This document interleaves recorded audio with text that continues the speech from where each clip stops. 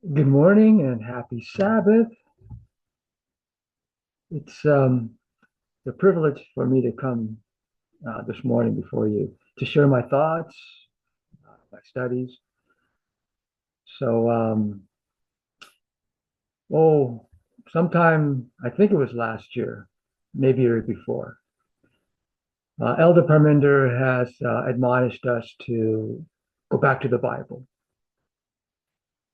and so that's what I have been doing, going back to the Bible, see what I can glean, see if I can get further understanding of old stories that I have already read before. And um, several months ago,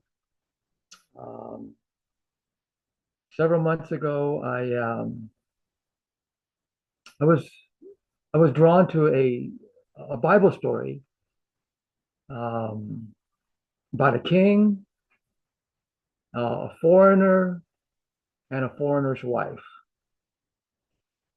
Oh, by the way, I would like a dialogue. I do not enjoy a monologue. So uh, please participate. Um, if you have any questions or contributions, uh, please go ahead and feel free to interrupt. And so when I say a king, a foreigner, and a foreigner's wife, does that remind you of any story in the Bible?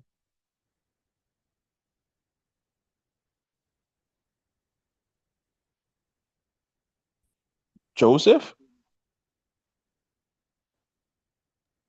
Melchizedek, Abraham, Abraham. and Sarah. David. David, yes, King David. King David, Bathsheba, and Uriah the Hittite.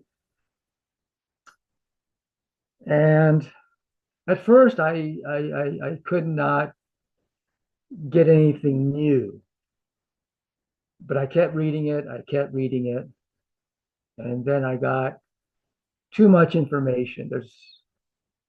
There's that story is a gem. There's a lot of treasures, a lot of hidden treasures in that story. So you take a king, you take a woman, Bathsheba, and you take a foreigner or an immigrant, and you take what's going on in this world today, specifically our own country, and you should be able to see the parallel between a king, and in this instance, I would say women and immigrants. Um, and so that is what struck out first in my mind. It was that aha, and how it parallels that story. I mean, to the T. You you can see the abuse of neighbors. You can see the how humanity is mistreated. You can see the inequality at work. You can see the domination. You can see executive orders. So much parallel in that story. So my study was divided into three segments. First, I did a parable regarding King David, Bathsheba, and Uriah the Hittite, and and after I did the parable, I set it aside because I thought I was done, and then I went to the abuse of humanity, all the policies, um, all the policies that the king decreed, the executive orders, right? The abuse of humanity. Um, and I found so many regarding the U.S. aid and the big beautiful bill, right? And so and then what else I did is I took the first verse of 2 Samuel chapter 11 verse 1. Right, that's where the story begins with the king and King David and Bathsheba and Uriah the Hittite. So I took the first verse and started applying Miller's rules and just taking it apart. And there's just so much in there. Once you understand the rules, at least I think I understand the rules, and I start taking it apart. And and then I went back to the parable that I wrote, paralleling today's events, and with the story of King David and Bathsheba and Uriah the Hittite. And I found the parable unsatisfying. And so I decided not to share that parable with you yet. Okay, so in today's study, even though it's in 3 segments, I'm not going to share the parable with you. So we're going to go to with segment number 2 and segment number 3. Okay, so that's what I'm going to share with you now. And again, I would like full participation. So let's see, share.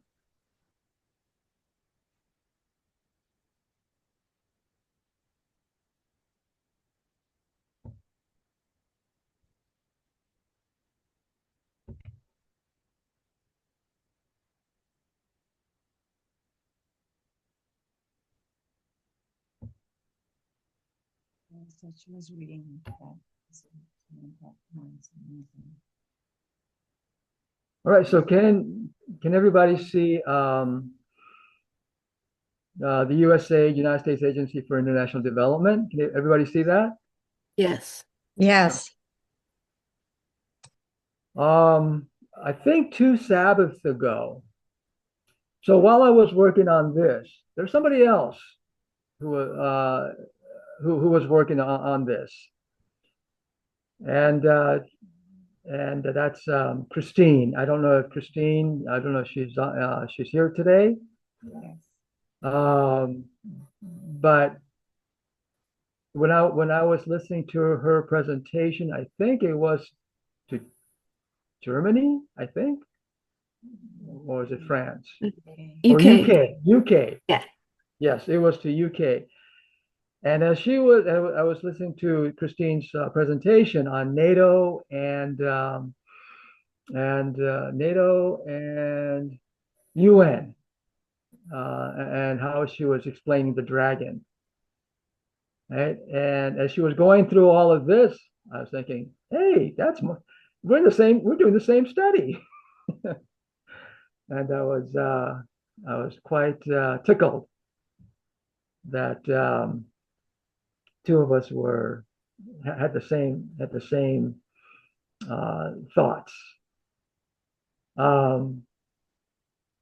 But there's some parts that I have that she doesn't have, and there's some parts that she has that I don't have here.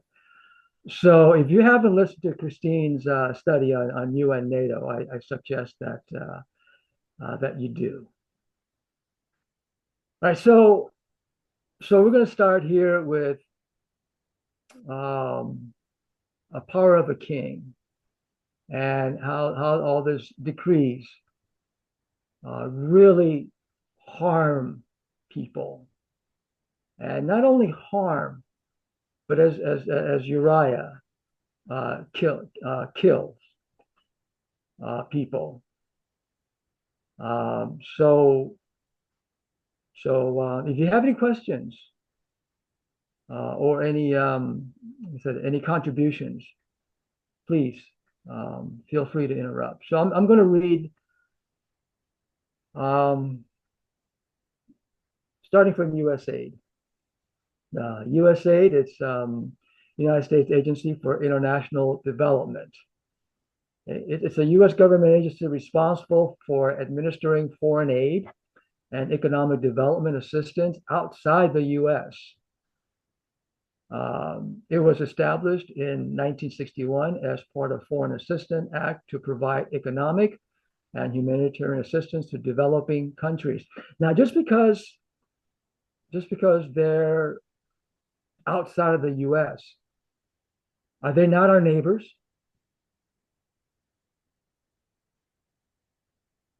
That's a question. Yeah, absolutely. Yes, because who are our neighbors? As Elder Parminder has described, who are our neighbors? Everyone. One, all Yes, humanity. all humanity. But he said it specifically. Right? He gave a specific definition. All of humanity are our neighbor. That is true. But specifically said anybody who needs our help.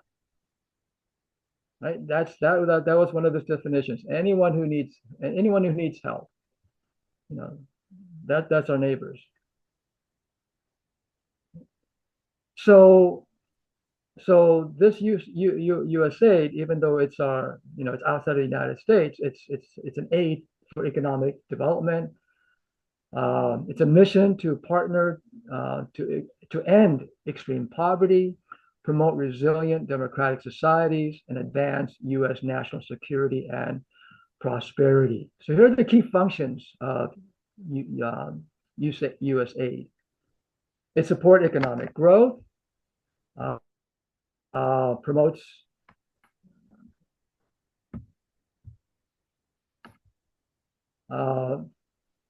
shared economic prosperity, and support the development of industry.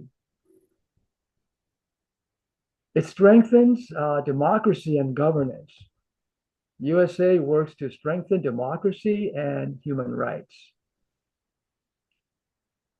It improves global health.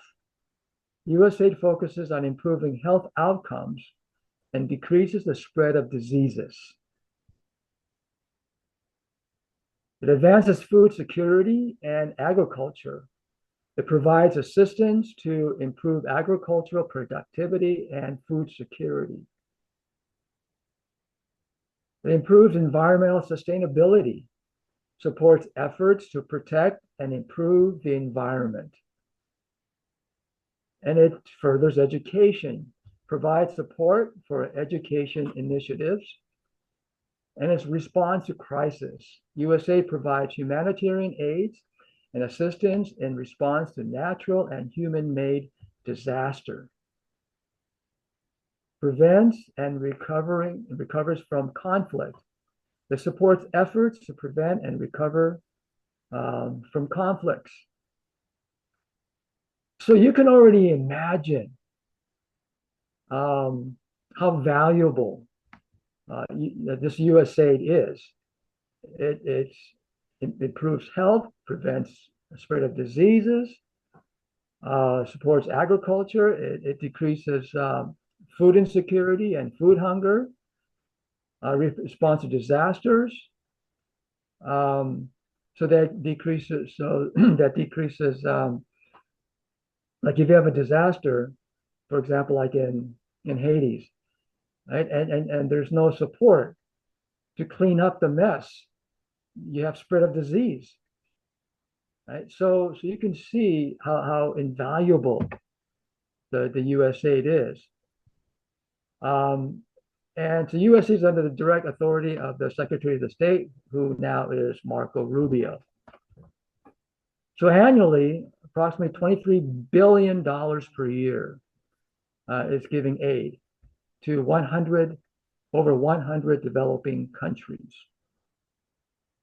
So, Executive Order 14169 without Congress authorization, Trump administration is attempting to close, excuse me,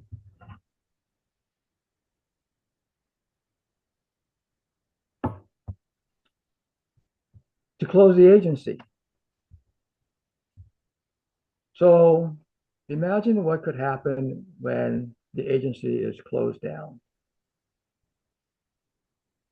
So report by the International Rescue Committee of the effects of closing USAID. Here is what happens.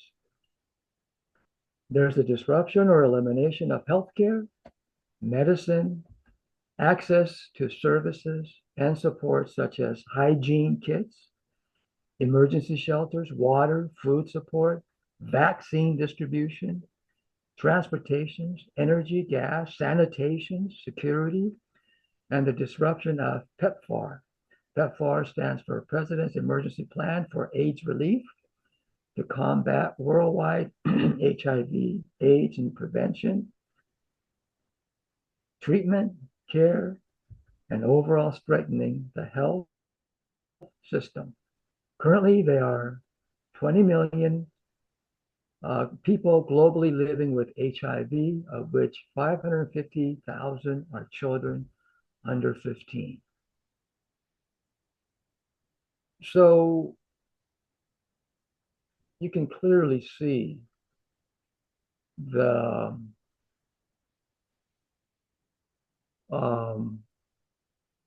what do you call that? It escapes me. The Enormity. the seven plagues, right? I don't know if the seven plagues are figurative or literal of seven. Whether it's literal or figurative, you can see the plagues coming. The elimination of PEPFAR affects screening, testing, treating, administering of the antiretroviral medicines, sexual violence of women, and gender-based violence. Girls are 5 times more likely to contract AIDS. So these are all reports by Center on Budget and Policy Priorities and GOP Conciliatory Budget Bill, aka the Big Beautiful Budget Bill. So any comments or questions on this so-called Big Beautiful Budget Bill? So I have heard a counterpoint that because of the USAID funding cuts, it's forced countries to take their own problems in their hands. And so I guess like one thing was that in South Africa, an HIV vaccine was developed after the funding cuts. So that's a celebratory point that I've seen that has been made, is that it's caused countries to solve their own problems rather than. But on the whole, I think your analysis of the global problems is solid. Yeah, well, yes, I agree with, every country being self-sufficient, and that's a good thing. But if you got nothing, and let's say you got nothing. Well, first of all, we know the obvious consequences of imperialism. Right? We go into another country, we rape the country of their resources, of their natural resources. Right?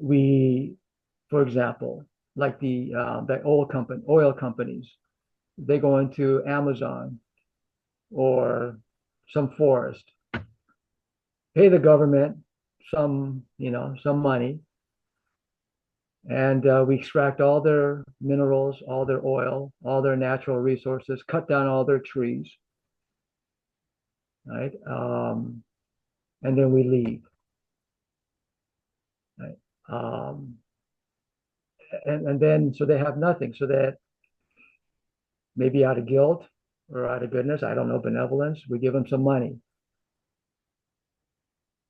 And we help them out, and we give them some money. And all of a sudden we say, hey, now we're gonna take away all your money. That leaves you with nothing. So it's not like, yeah, the idea is good that we want self-sufficiency. But if we were really benevolent, a better idea would be, okay, let me help you to be self-sufficient.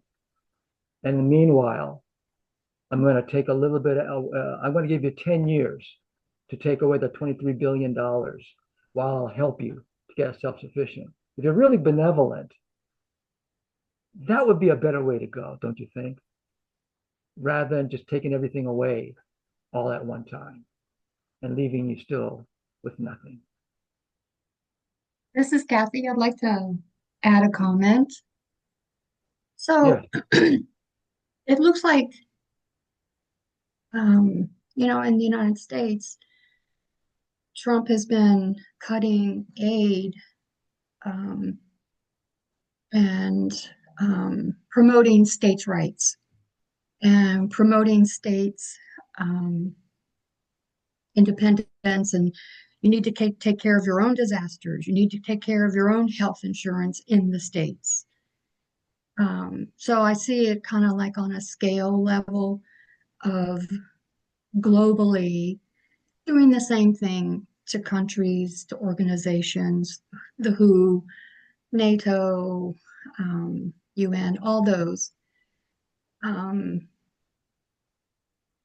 But I see it too. Could we see it? I guess the question would be as in a patriarchal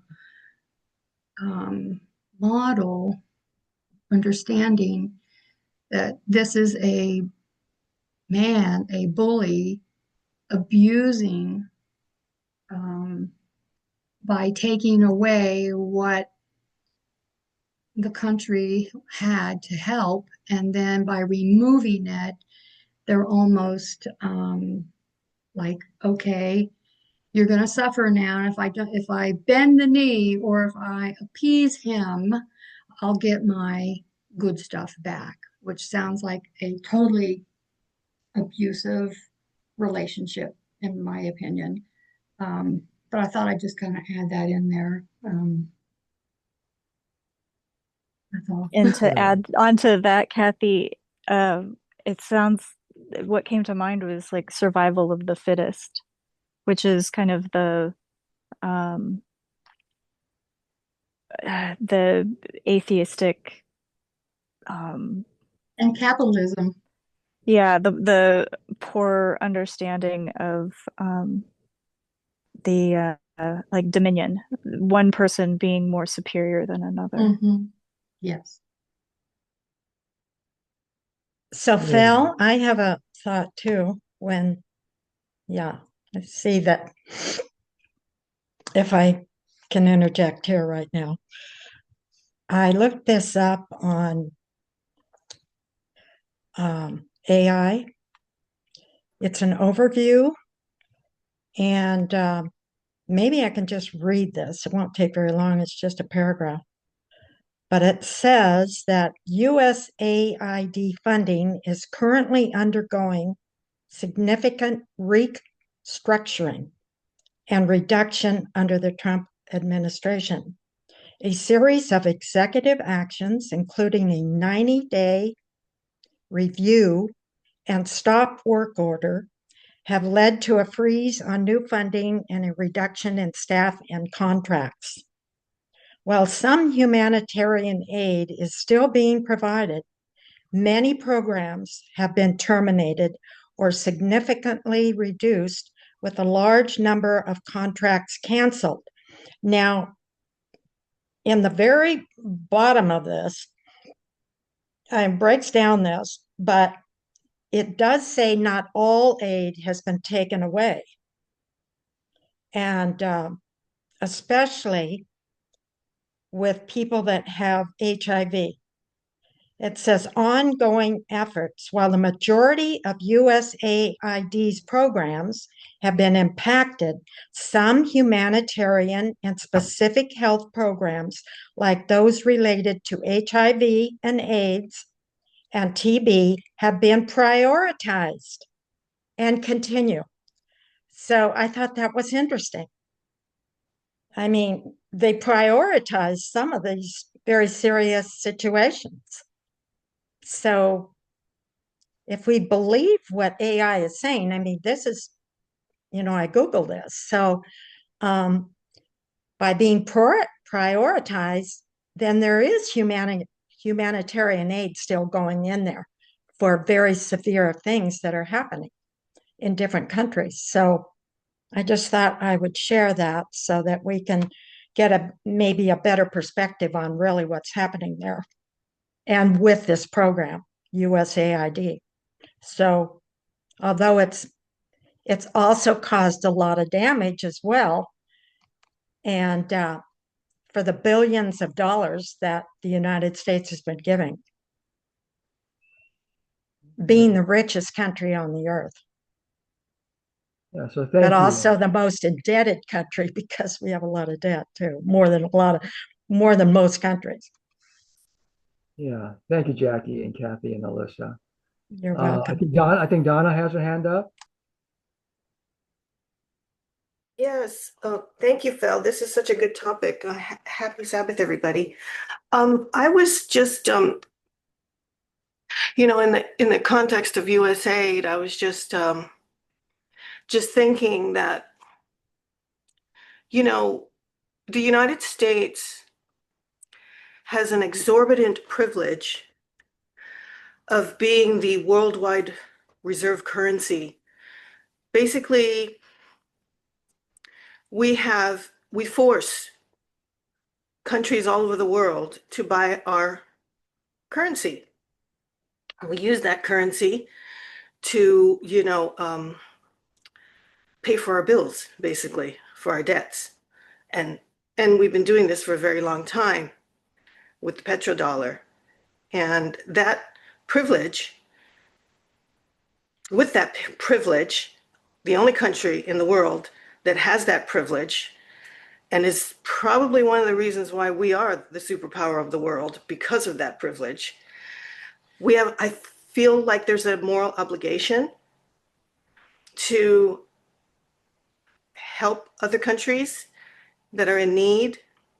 And so USA aid was, to me, a smart policy to make, because it's almost like a thank you to the rest of the world, because that privilege is what makes us the most powerful country in the world. Without that, if the world decides, other countries decide no longer to back the dollar, we are in deep trouble as a nation and as a country. We will no longer have the power, the privilege, and because of the debt that we carry, which is so dependent on that dollar reserve currency privilege of countries buying our treasury bills using petrodollars, that's the only reason why we have the economy that we have today. So by taking away that privilege, by taking away that policy of helping thy neighbor, I look at it on a world scale, that is loving thy neighbor and helping other countries that really desperately need it. And it does help, it's soft power. It has lots of it has a whole compass of benefits. But one of the greatest benefits is it shows gratitude for all the nations that are literally supporting our country.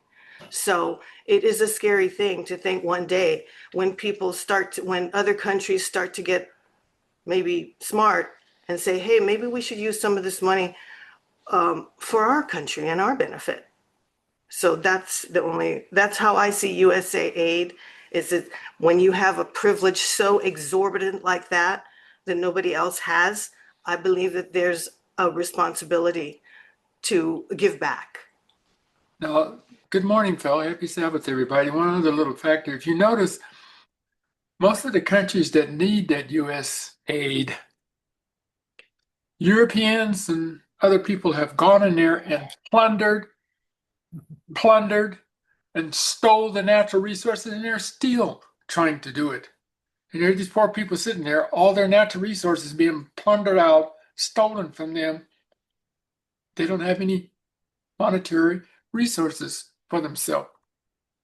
I mean, billions and billions of dollars from these countries, locations that need the aid, they've been plundered to a despicable degree. So thank you. Good discussion. Yeah. So yeah, thank you. Thank you all for your contribution. Yeah. And as far as the the AI overview, I use that also, but I don't use that solely. I cross-check that with like Wikipedia or what other media outlets are saying, because I mean, what we know about AI is that whatever anybody can feed into, it just spits out what's fed into it. You can't think for itself. So I just ask to be cautious, um, either solely depending upon the AI overview. It's easy because it's the first thing that comes up. Now, whenever you Google, it used to be Wikipedia. Now it's AI. But just be cautious using that as a sole information source. So here's the this bill cuts Medicaid by You hear me? is Sorry, that, Beth. is that Victoria? Yes, Emmanuel has his hand up. Oh, I'm Got it up, sorry. Kyle. Thank you. Go ahead, Emmanuel. Happy Sabbath, Fel. Happy Sabbath. Yeah, I just was going to say something that Alisa said before. That when U.S. paused the USA ID and some countries begin to step up, like South Africa, and develop their own vaccine. I think the vaccine was still being funded by the USAID, and when the Trump administration stopped the funding, so South Africa did not actually did not continue. They stopped as the funding was cut, and they haven't reached to the point that they can test the vaccine on humans. So they just freeze all the lab research and everything. So until now, they haven't gone further. I was just going to clarify that. Okay. Thanks, Emmanuel. So I Yes, actually thank you. didn't say that they did reach vaccine. I mentioned South Africa because there was a South African doctor that, and I'm going to be posting this article where I'm referencing Science News, where the doctors are saying that this is a good thing. It's a Nigerian source, but the doctor that's quoting is working in South Africa. So that's why I said that even South Africa, where they're hit the hardest, they're even saying that this is a good thing. I didn't mean to phrase it in a way that led people to think that they were already developing or it had been developed. So thank you for allowing the clarification. Okay. Well, thank you all. All right, so this bill cuts Medicaid, the big beautiful bill, by hundreds of billions of dollars. All right, so here's the devastating consequences. So there's a negative impact on 25 million women over the age of 18. Women make up 57% of adult participants of Medicaid. In 2023, Medicaid financed 41% of all births. Health coverage before and after pregnancy, prenatal and postpartum care, HIV care and prevention. So these are the consequences. And there's also a minimum work requirement of 80 hours per month. That's 20 hours a week, and that sounds so minimal. But they don't give any leeway to those who truly can't. There are those who cannot work that are solely dependent on Medicaid. And if they don't work 80 hours, then they don't get Medicaid. And so, this is just, it's devastating. Medicaid, it's caring for children or other, for unemployment, disability or illness, but inconsistent or insufficient hours, if employed at all. Illness or family emergency can lead to job loss. You jump through bureaucracy, red tape. Caring for children or other family members. These are all legitimate reasons why you can't work 80 hours per month. Most people want to work. There's a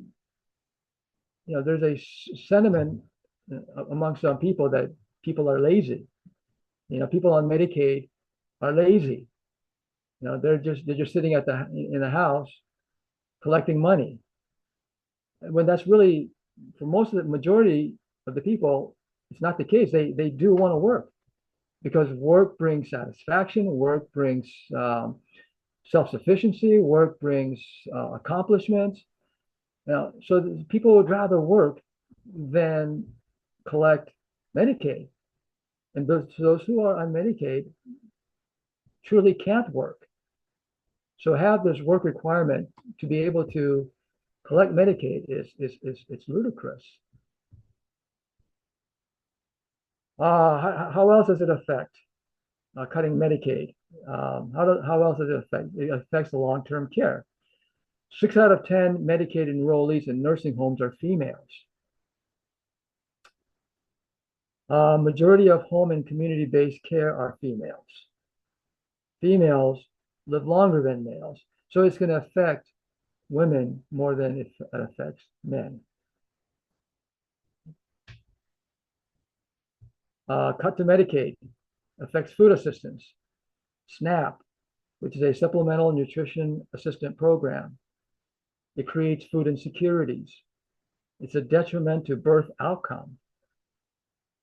You don't have food, you can't nourish yourself while you're pregnant.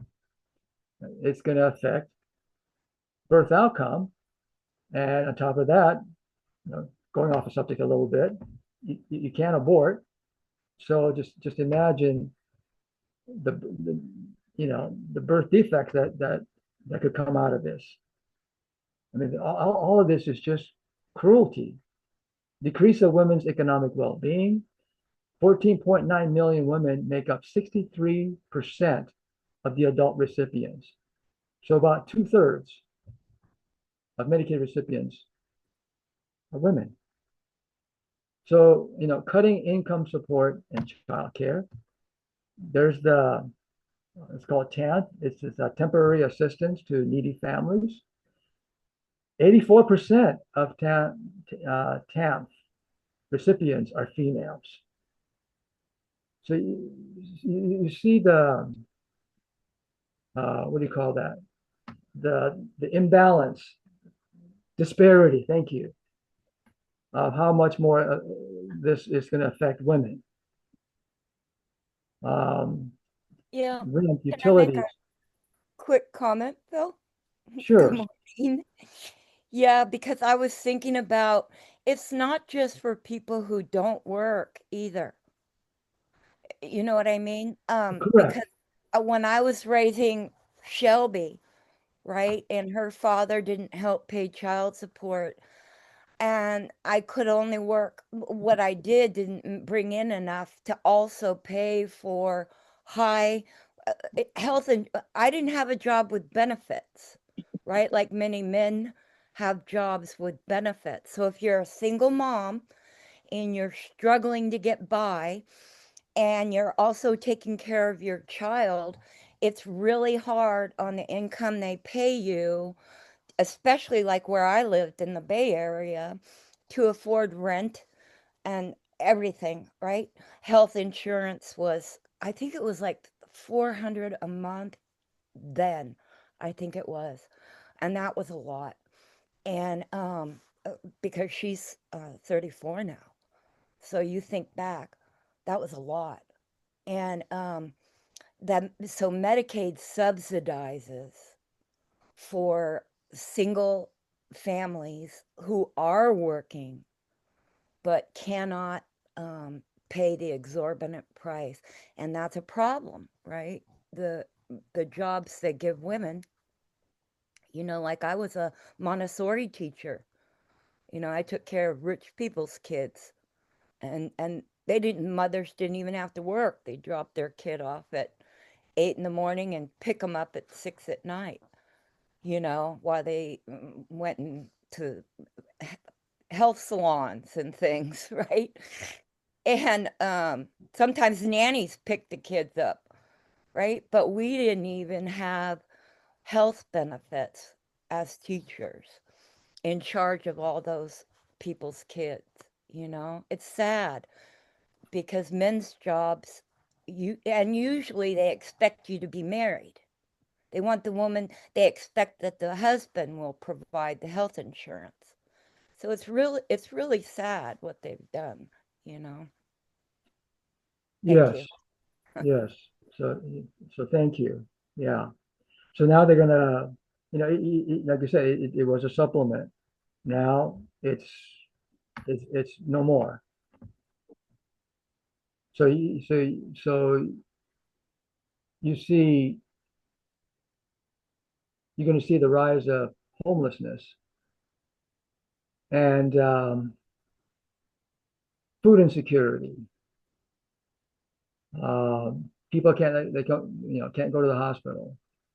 It's just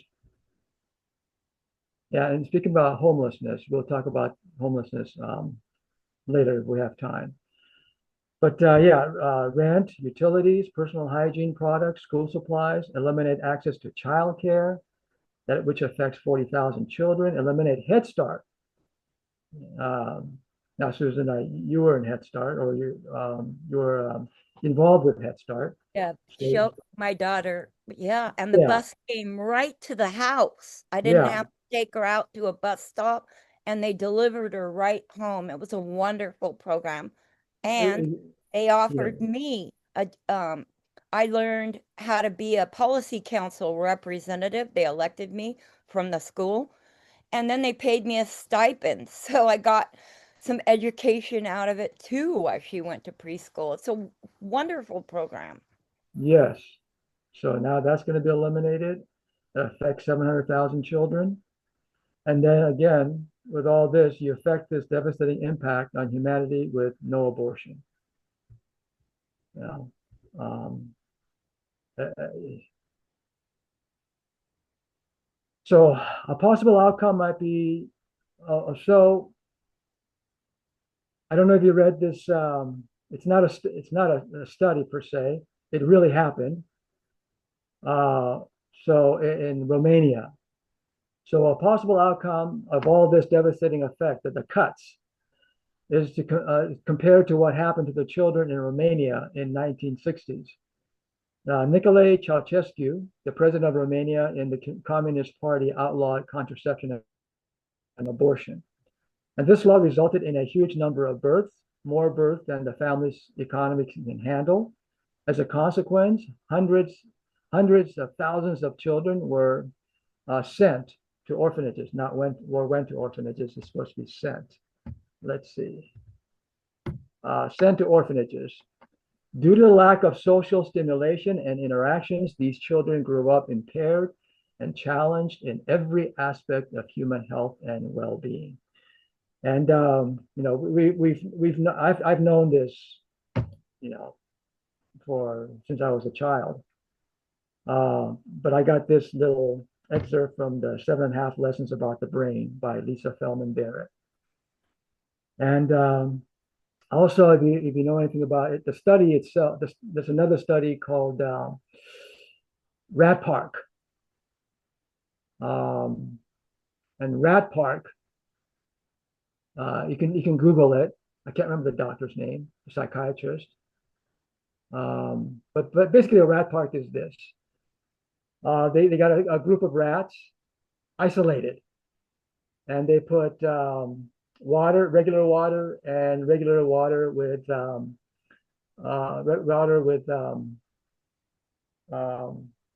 what's the drug? Not morphine.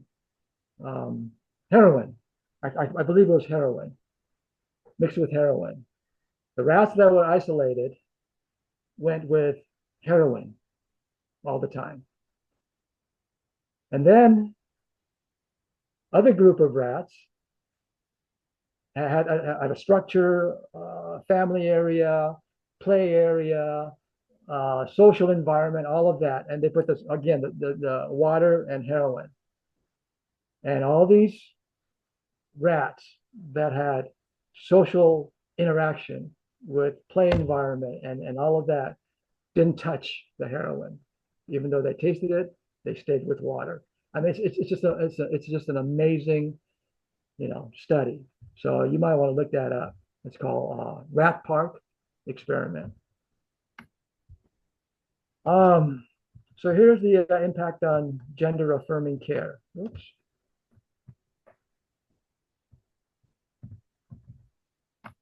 It prohibits the use of Medicaid and CHIP. CHIP is the Children's Health Insurance Program for gender affirming care for all ages. So that's cut. Gender transition procedures will no longer be considered essential health benefit and therefore no longer be covered by insurance. Losing access to medically necessary treatment, puberty blockers, hormone therapy, related mental health services, which will increase psychological distress and negative mental outcomes such as suicidal ideation. Medicaid services are their key source of health care, and that's all being cut for gender affirming care. Cuts to other essential health care, HIV care, mental health support, gender affirming care, STI testing. Cuts to SNAP, experience higher rates of food insecurity, disability, homelessness. Healthcare centers are like Planned Parenthood, which provide care for the LGBT plus community, would no longer receive federal funding. Increase of psychological distress and increase of financial burdens, decrease access to healthcare services, and increases hatred for the LGBTQ plus people, and therefore increase of hate crimes against the LGBT plus community. Now, if you would excuse me, please, for a minute, I'll be right back.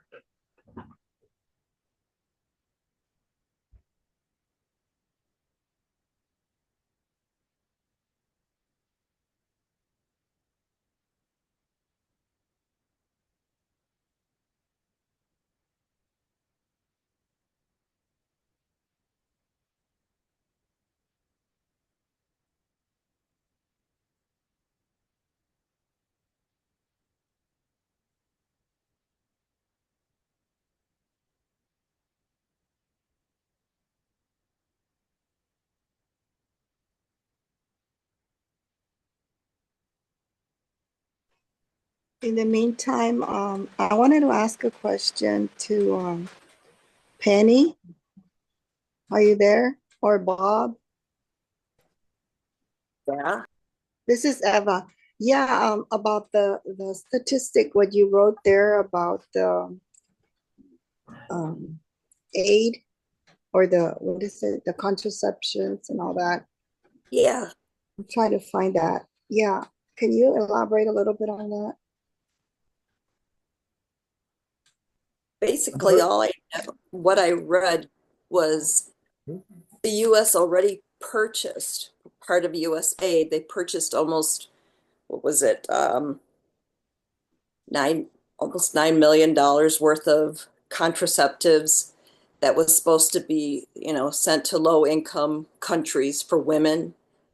And because USAID is now defunct, so to speak, they're just going to destroy it all. And it's going to cost almost $168,000 to destroy all of those contraceptives. Wow. That's so terrible. Thank you. Yes.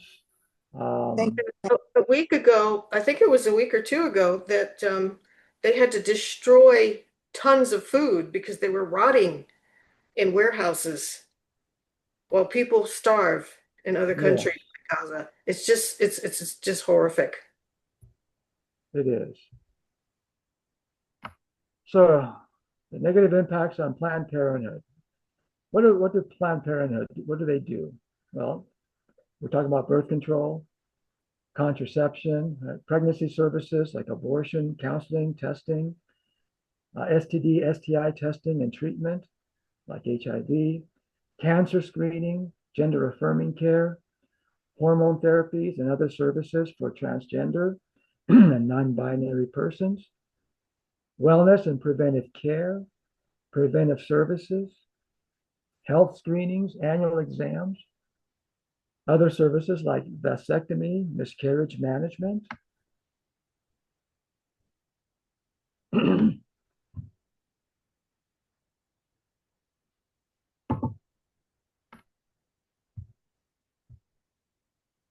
So these are all the negative impacts that of the big beautiful bill, cuts to Medicaid. So now here's an impact on the immigration policy. $170 billion towards immigration and border enforcement. So they're expanding immigrant detention facilities.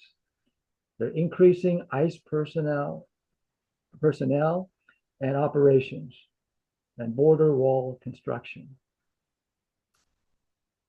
They have expansion of enforcement programs, promotes expedited removal and remain in Mexico policies.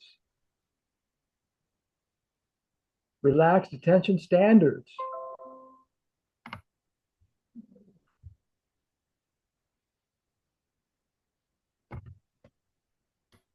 Relaxed detention standards. DHS secretary to establish minimal standard for detention centers without review.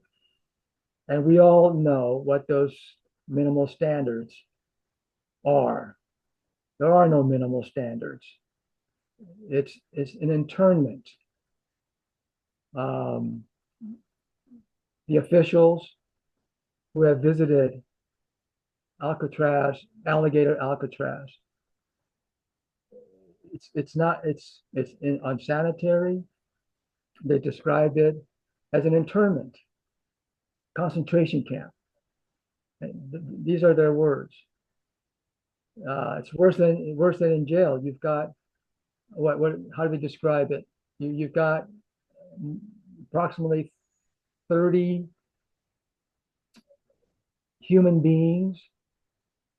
Of course, it's not the word they used, but you got 30 human beings in a per cage with 3 toilets, right? 3 toilets that are in full view. And your drinking water comes from the tanks, right? Of the toilet, right? There is no minimal standard. It's just. It's like we've transitioned from love your neighbor to hate hate. I don't know if anybody saw as well added to this, Fel, but just I think it was Thursday, an executive order was signed to forced hospitalization of the homeless. Yes, we were going to yes. That's what we were going to talk about at the end if we have time. Oh, okay. I might have missed that. Sorry. Yeah, I read that. But since you're on that topic, it's more than that. Of the homeless, at least here in California, I can say I've seen one time, literally one time, where a homeless person was Hispanic. One time. Most of the homeless are Caucasian. And then there are homeless that are people of color. But one time was Hispanic. Now I was very surprised because the Hispanic culture takes care of their own. So that means the homeless, majority of them, are American citizens. So it's not, so if you look beyond just homelessness, they're interning American citizens. That's what's going on. And when we say treatment, we have evidence from all of this. What kind of treatment, what kind of facilities are they going to be put into? It's not out of benevolence, because and some of those homeless are veterans. You know, I'm not gonna. I don't think we should sugarcoat this and think or imagine that these homeless people are going to be put into some nice shelters and get proper treatment. Because that's not the way of this administration. It'll probably match their minimal standard of the immigration detention centers as well. Or worse. Minimal standard means what? Seems to be no standard. No standard. Exactly. So it almost sounds like they're criminalizing poverty. People who Which they don't created. people who don't have the money to support themselves is now illegal. Yes. So let's just take this to a logical conclusion. The homeless who are already out in the streets, they're going to be put into some detention facilities for what they consider to receive treatment. Wherever they're going to disappear, they're going to disappear. It's already, the history already tells us that they're going to disappear. And then you have people who are already living in the margins. They're one check away, right, from being homeless. Medicaid is being taken away. Where are these people going to go but out in the streets? And once they're out in the streets, they're going to be taken away to somewhere. I can see it. I mean, it's not too hard to see. Well, good morning, happy Sabbath. Does it look like it's in a form returning of slavery? I mean, returning to slavery. I'm afraid so. These people are being disappeared to El Salvador. I can't remember which African country, just recently. 8 immigrants were flown to, I think it was Sudan. And only one of the 8 was a Sudanese. 3 were Asians, and the rest were, I think, Hispanics. So here are the 7 immigrants, unknown culture, unknown language, can't get help.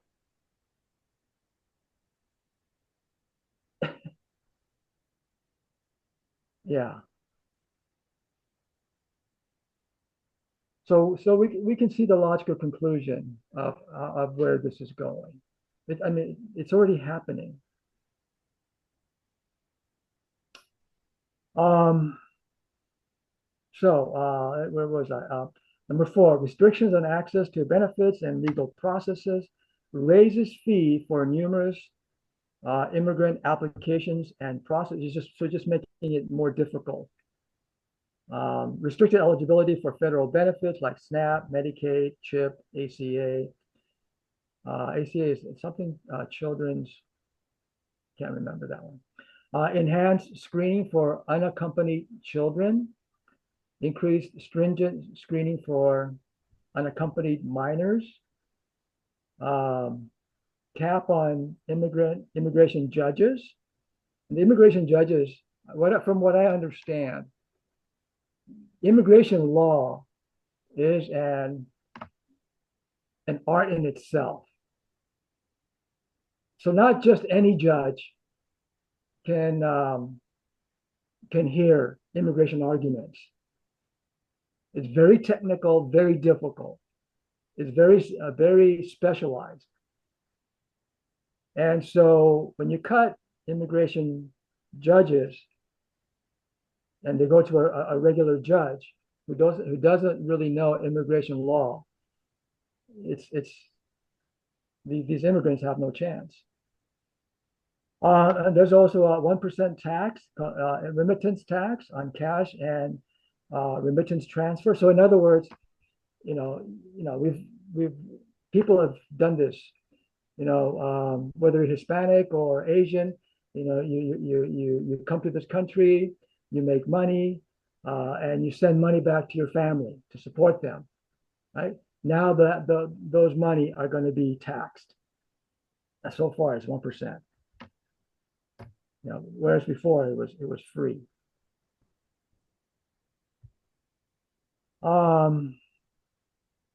Okay, so I got this from NPR News. Trump administration ends 988 Lifeline special services for the LGBTQ plus young people. And this was written July 19, 2025 by Ritu Chatterjee. She's an NPR reporter. I don't know if you know what 988. So if you dial 988, basically it's a lifeline. Now, it's not just for the LGBTQ plus people.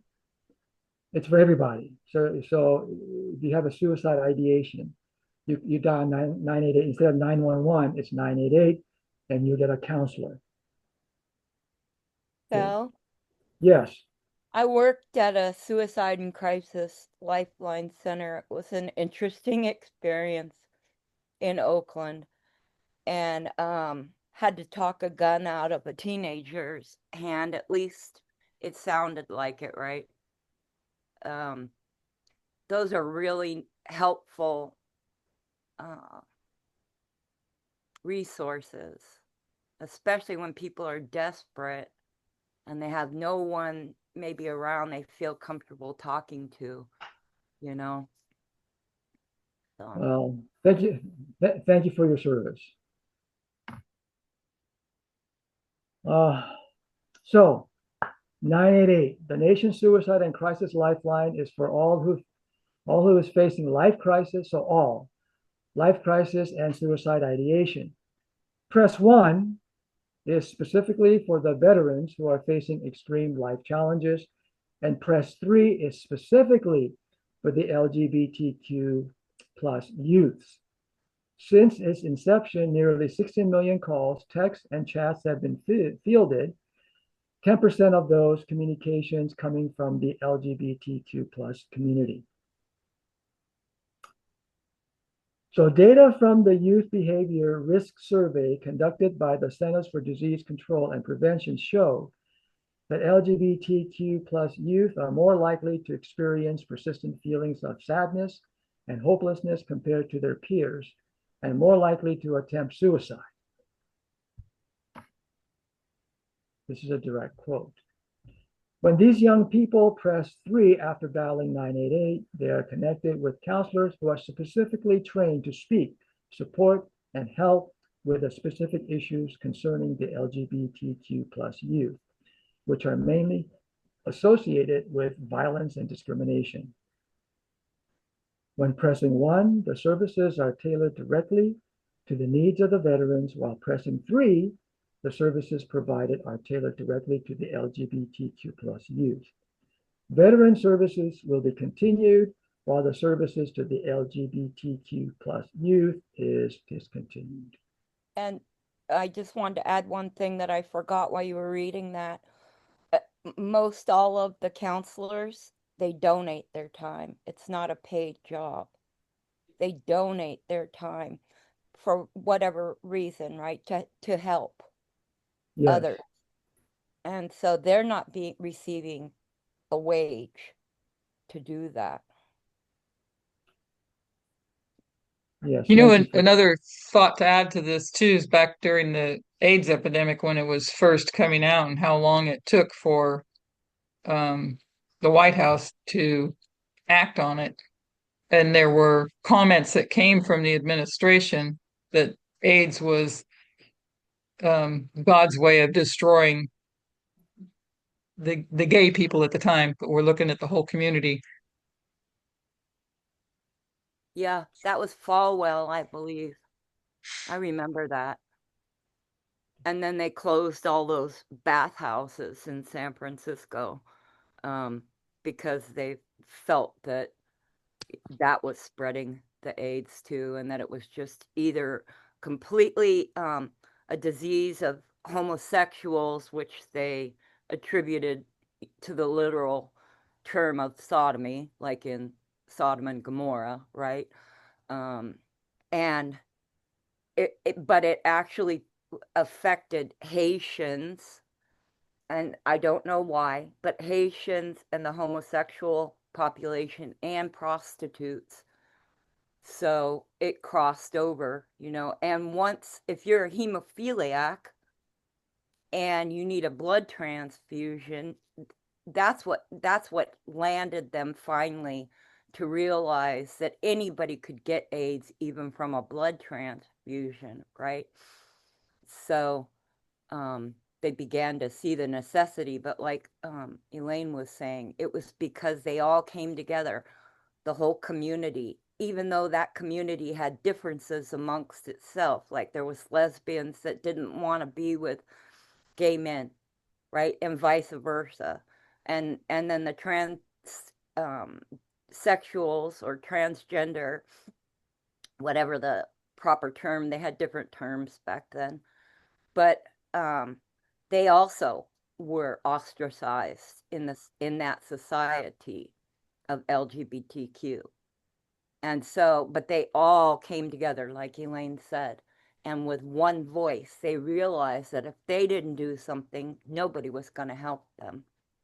And I see that kind of as a loud cry example, because it'll take all those voices that might have differences to come together and speak out, against these atrocities. So Thank you. The 988 Lifeline will continue to operate because it's for all. What has been eliminated is meeting the special needs of the LGBTQ plus youths. If they call, they might be connected to a counselor who does not understand and therefore cannot address the specific issues and concerns of the LGBTQ plus youths. The specialized lifeline for the LGBTQ plus youth is cut off. And quoting Senator Tammy Baldwin, Democrat of Wisconsin, she says, let's see.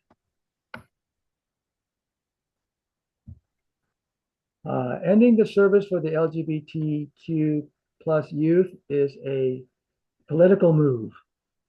They have had relentless attacks on members of the LGBTQ plus community, particularly transgender individuals, transgender youth. In the face of those relentless political attacks on this very vulnerable community, to then cut off a lifeline is absolutely cruel. Again, quoting Senator Baldwin by a CNN reporter, Jacqueline Howard, during Pride Month, a time to celebrate the progress we've made, the Trump administration is taking us a step back and telling the LGBTQ plus kids that they don't matter and don't deserve help. when they are in crisis. Fortunately, not all hope is lost for this vulnerable community. Another way to the LGBTQ plus youth to reach help is through the Trevor Project. The Trevor Project, which has been serving the gay and trans youth community through its own lifeline well before 988, will continue to provide that support, says Henson, even though the loss of this federal funding means that our capacity to do so has been cut in half. Okay. All right. What I would like. Okay, so we're about 15 minutes. And so what I would like you to do, please excuse me one more time. And what I would like you to do is read this verse 1. Okay, read the verse 1 and see what you can glean from that using Miller's rules.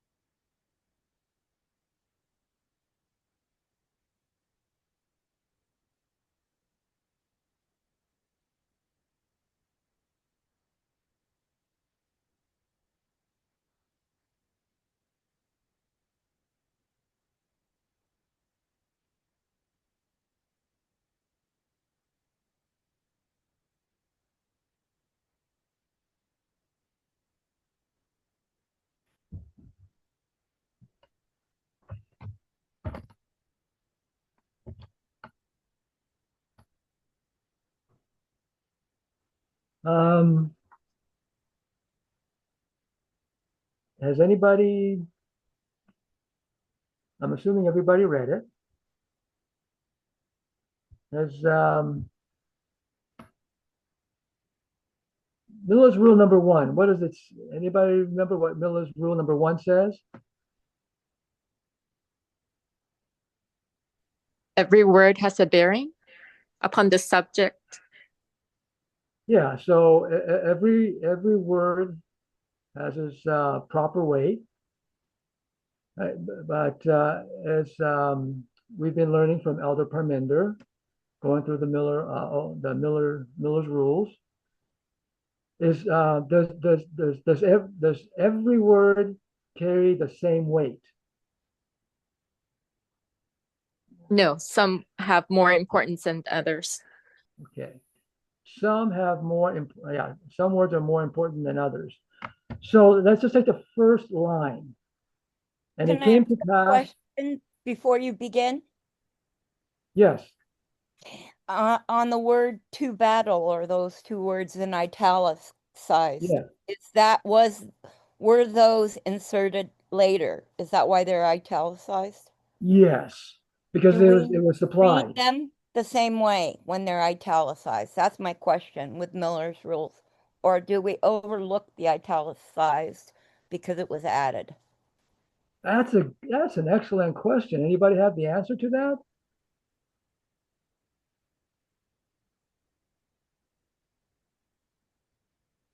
I don't know if I have a definitive answer, but how I understood it is that it depends. And in this case, It makes to good battle to battle is supplied within the context, and so the italics is not necessarily adding anything outside of the context, because we already know from the passage that it's pertaining to something that had been talked about before. So in Then this it, That's a good context, explanation. And it Thank says it in you. the passage that they destroy the children of Ammon and besiege Rabbah. So you can put together Put that those to explain, and that explains the words added to battle. It's already there in the passage. Thank you Yes. for, I just always kind of wondered about that, but that also fits Miller's rule that if the context of the passage makes good sense as it stands, then read it that way. Do you know what I'm saying? Yes. Okay, yeah, thank you for that question. Okay, so let's take the first line. And it came to pass after the year was expired at the time when. Let's just take that. Any word there that stands out more than the other? If you were to do it, I mean, I already did a study on the word that I thought it was important. I just want to see if anybody else shares my thoughts. Do you think came to pass and expire would be like a repeat and enlarge? Or they're very After the year was expired. Okay, so what word? I would say Time. time. At the time. Okay. Because marking a time. I think this is so funny because I remember when Elder Parmenter said, "What's the most important word at the time of the end?" And I think most of us were thinking time of the end or time, but it was at. So it made me wonder. Yeah, at the time. At was the most important word. Yes. I would never have seen that. And so on that premise, I'm going to jump out and you can laugh. And and it came to pass. And I don't know. Okay, it's a conjunction. That means maybe it's somehow connected to the last verse of the previous chapter. Yes. Right? Yes. So we have to take that into consideration.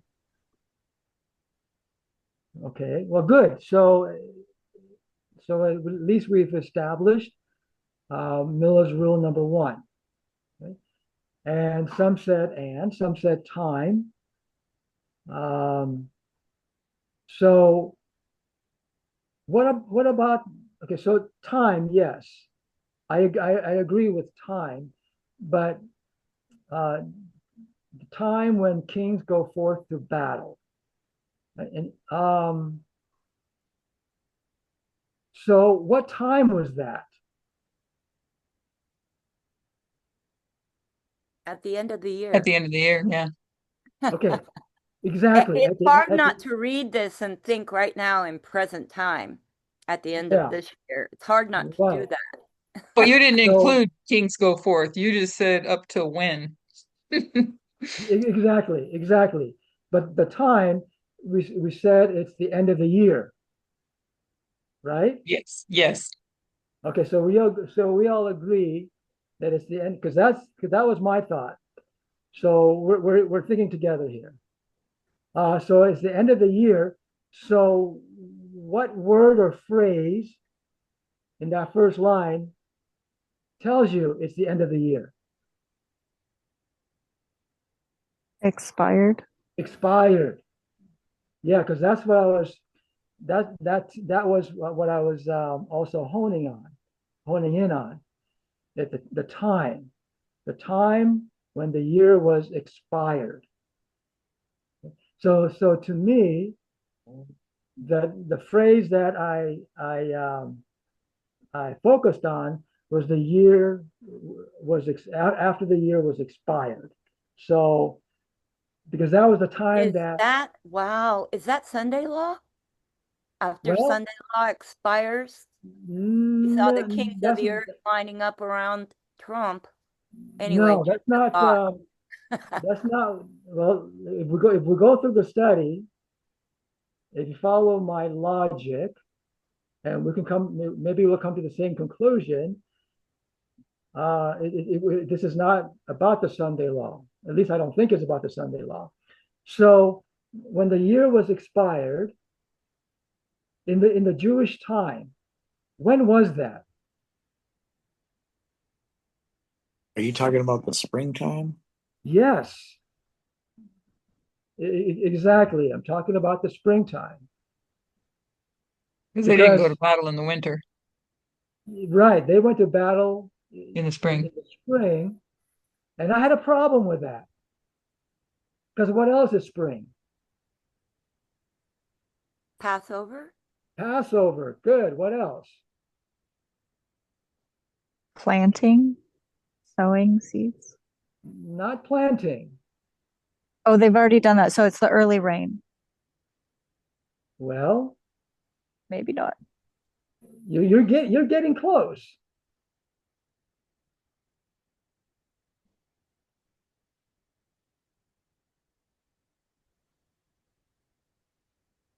Yeah, it has to do with plants. So you're talking about harvest then. No. They're starting to blossom in spring. Yeah. Spring, yes. Spring is the time for barley harvest. Oh, right. The first fruits. Okay. Yes, the first fruits. So you've got Passover. You've got there's three feasts in the spring. So you got the Passover. You've got the feast of the some kind of bread. Unleavened. Unleavened bread. And then 50 days later, Pentecost. So you've got, or they call it the Feast of Weeks. Because the Pentecost really didn't come until New Testament, but it's the same. Isn't same the feast. Feast of Weeks the Tabernacles? Or that's August. No, Tabernacle is a fall feast. Yeah. Yeah. I think there's either 6 or 7 feasts. There's 3 in the springtime and 3 in the fall, or 4 in the fall. Can't remember exactly, but there's 6 or 7. So now, so we're on the same page. So one of the things that was going through my mind is that apparently in the Jewish economy, apparently the kings going to battle took precedence over staying in Jerusalem and participating in this Passover, in these 3 feasts. So remember, this is the story. Remember, this is the beginning verse for Bathsheba and Uriah the Hittite, the king, the woman, and the foreigner.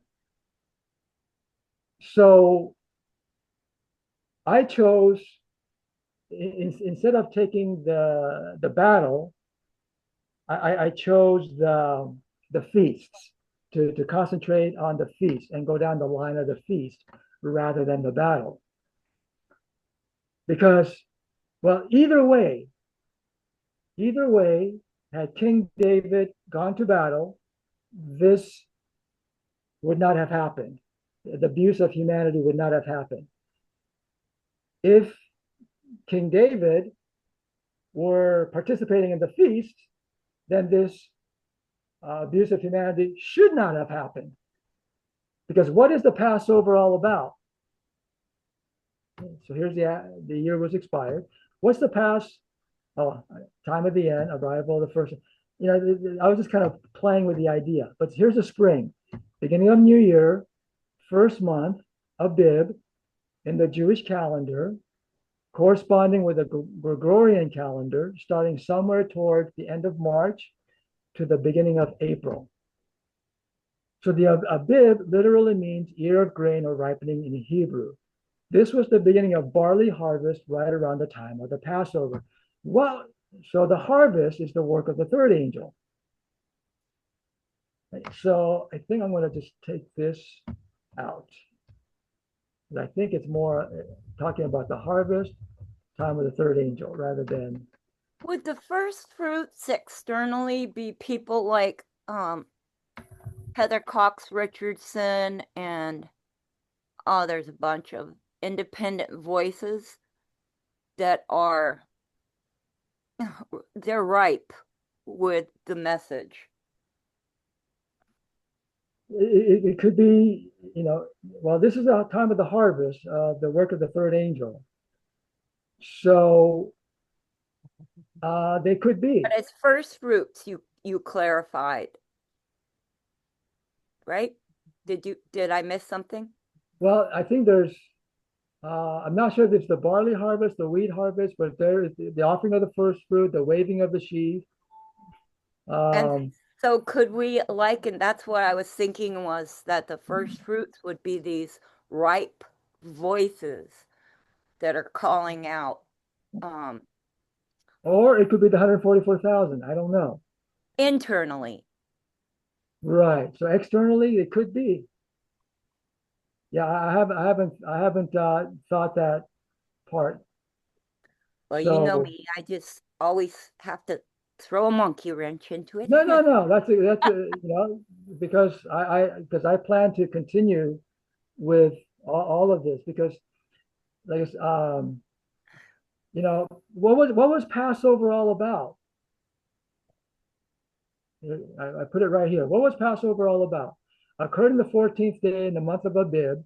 The Passover commemorates the Israelites' liberation from slavery. Right? That was the Passover. It was a liberation from bondage. The Passover corresponds with the 10th plague in Egypt, where the firstborn of every Egyptian family was killed, but the Israelites who placed the blood of the lamb on their doorposts were spared. So it was about slavery or liberation from slavery, liberation from bondage. So immediately following the Passover, I'm almost done, maybe another 5 minutes. Immediately following the Passover was the Feast of the Unleavened Bread, which lasted for 7 days. The Feast of the Unleavened Bread signifies the hasty exodus of the Israelites from the Egyptians, that they did not have the time to wait for the bread to rise. So the yeast also represents sin, and therefore this is a reminder to put away all sins. 50 days after the Passover, there was the Feast of the Weeks, or the Feast of Harvest. It marked the end of the barley harvest and the beginning of the wheat harvest. So there was the Passover, the Feast of the Unleavened Bread, culminating in the Feast of Weeks. So what is sin? Inequality, abuse, force of conscience. So this is the part that I don't understand about this story. David remained in Jerusalem. He should have participated in the Passover and the Feast of the Unleavened Bread, as well as the Feast of Weeks. These are significant events to remind God's people of the goodness of God, their abundant provision, their power to set humanity free from bondage and slavery. So he didn't go to battle. All these feasts are to remind us, as I was saying right here, of God's goodness to God's people, God's abundant provision, God's power to set humanity free from bondage, slavery, to liberate us. So either way, I said there's lots of gems, treasures in this story, because either way, David should not have done what he did. So to me, this is is King David representing something else? It's a parable, right? So if King David is not representing, because usually, right, we say what we look at the people in the Bible, like Joseph. he represents Christ. David, he represents Christ. But in this instance, surely he's not representing Christ. So there's more to the story than meets Very the. apropos when you think of it in that context, because even if we think of Trump, they make him a Messiah figure, yet we know he's not a Messiah figure, right? You can see what you just said, the both sides of David. Yes. And Trump is seen from both sides. So this is what I've been working on. And as you see right here, there's chapter 12, 1 through 6, but we don't have time to go through that right now. So this is the end of my presentation. Thank you, everybody, for contributing. Is there any last comment or contribution or question?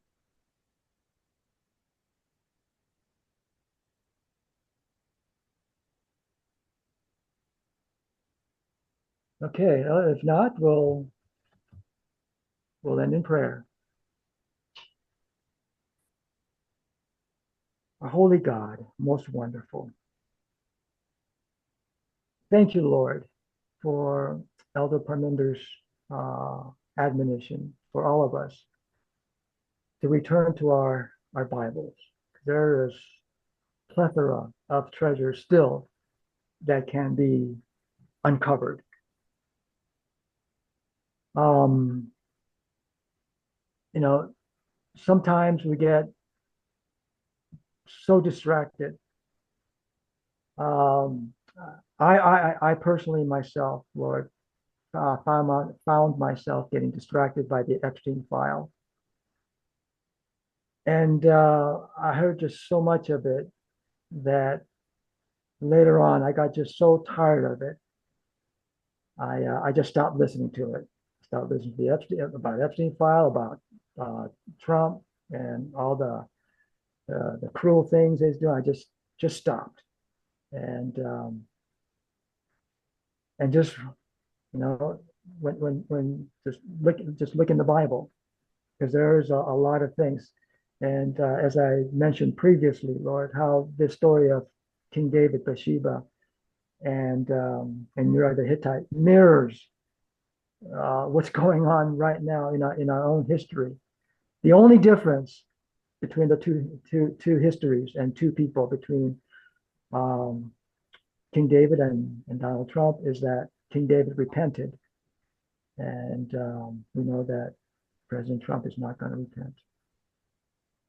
But the history is very, very similar, very familiar. So thank you, Lord, for your word that we can go back to and glean knowledge and wisdom. So thank you, Lord. Now as we take our break, may your Spirit continue to be with us to contemplate on the things that we have learned. In Yeshua's holy name we pray. Amen.